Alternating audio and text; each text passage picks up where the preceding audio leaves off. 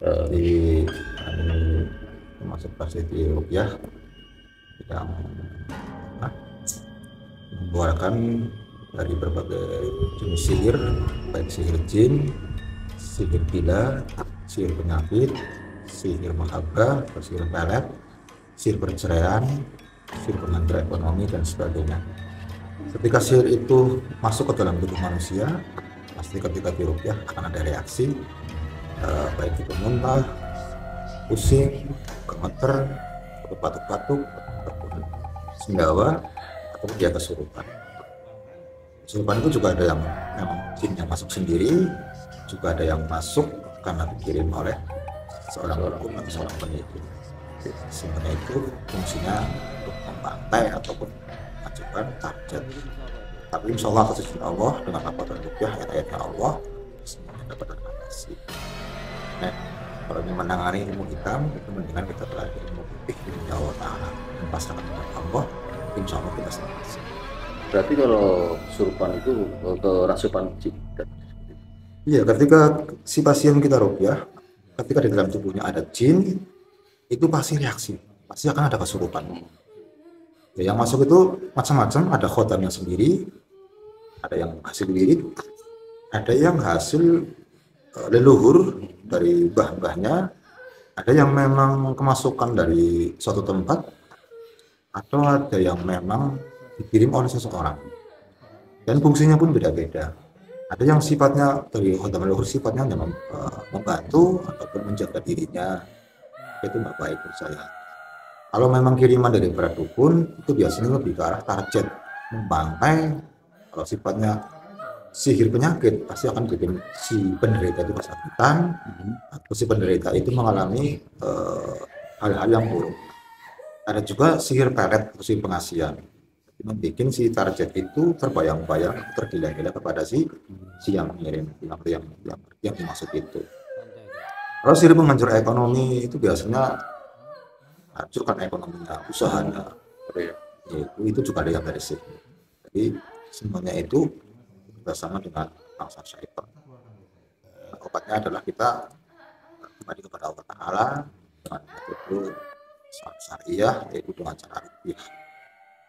Semua ulama, semua para kiai, semua orang alim itu meridhoi semua dan menyatakan bahwa itu tidak ada pertentangan dengan syariatnya Allah Taala. Itu keluhan-keluhan itu sering pada datang ke sini ya, kan? Kalau pasien saya Pasien. sudah sekarang ada ribuan ya kayaknya. Ribuan, Dari ya. berbagai jenis kasus yang kita tangani itu sudah nggak terhitung karena kami sudah membuka praktek seperti ini sekitar 20 tahun. 20 tahunan. Jadi kenyang pengalaman lah, kenyang pasien berbagai jenis kasus sudah kita tangani.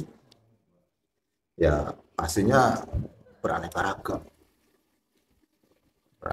kasus yang teman-teman kita hadapi. Itu gimana Dad, untuk supaya tidak bisa kerasukan atau tidak pencegahan untuk santet atau sihir itu gimana Dad? Tipnya itu. Tip yang pertama, kita harus bertawakal, berserah diri kepada Allah Subhanahu wa Ta'ala. Karena menurut saya itu kekuatan tertinggi di muka bumi ini adalah Allah. Allah yang menjaga kita, Allah itu, Allah itu sang menjaga. Ketika hati kita pasrah kepada sang pemilik alam ini, raja dan para makhluk yaitu Allah, insya Allah Allah akan menjaga kita. Kalau mau tidur, kita usahakan wudhu, baca ayat kursi, baca surat Al-Ikhlas, Falaq dan Nas. Seperti Rasulullah itu titipkan ke tangan, Bukan begitu ya? iya, itu diantaranya metode untuk melindungi kita dari segala sihir, sakit dan bentuk. Atau mungkin dengan memperbanyak sedekah. Kata Rasulullah, as-sedekah tasudu sab'ina balaan. Sedekah itu bisa menutup atau menolak 70 musibah. Dan jauhi tempat-tempat ataupun perihal-perihal yang menjerumus kepada kesesatan. Iya. Seperti klinik-klinik, ilmu hitam, terus bersekutu dengan bangsa-bangsa syaitan. Karena ketika ada perjanjian dengan mereka, mereka pasti akan bersekitar di sekitar kita. Ya.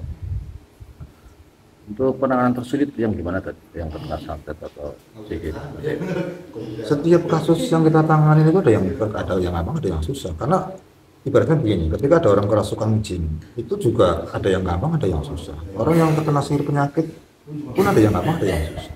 Jadi di satu sihir, di jenis satu sihir, itu kami kadang mengeluarkan jin sampai 80 jin, ada yang 100 jin, ada yang 200 jin. Dan waktunya nggak satu minggu, 2 minggu, ada yang berbulan-bulan. Jadi nggak semudah yang kita bayangkan. Sama dengan sihir penyakit, sama dengan sihir perceraian, ya, sama dengan sihir penghancur ekonomi. Itu kita kadang mengalami kesulitan-kesulitan karena memang saking beratnya sihir. Atau si dukun itu setelah kita tarik sihirnya mengirim lagi. Iya, iya. Sampai berapa kali tadi biasanya terapinya? Nggak bisa ditentukan. Tapi memang ada yang 1 minggu 3 kali ada yang 1 minggu 1 kali ada yang karena rumahnya jauh sekali, mungkin 1 bulan sekali. Tapi lebih cepat lebih baik, lebih mempercepat kesembuhan. Biasanya juga harus memperbanyak harus memperbanyak kebaikan, harus memperbanyak baca Quran, salat pada Rasulullah.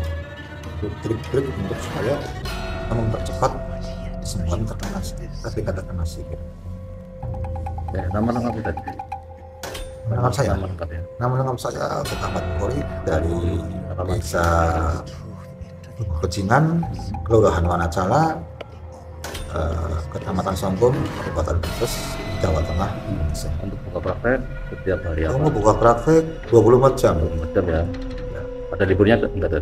Nggak ada liburnya, kecuali kita lagi ngajar, lagi isi pengajian, Iya. ya harus nunggu itu sabar. Kalau bisa sih SMS dulu kalau punya nomor saya. Terima kasih, Dad. Ya.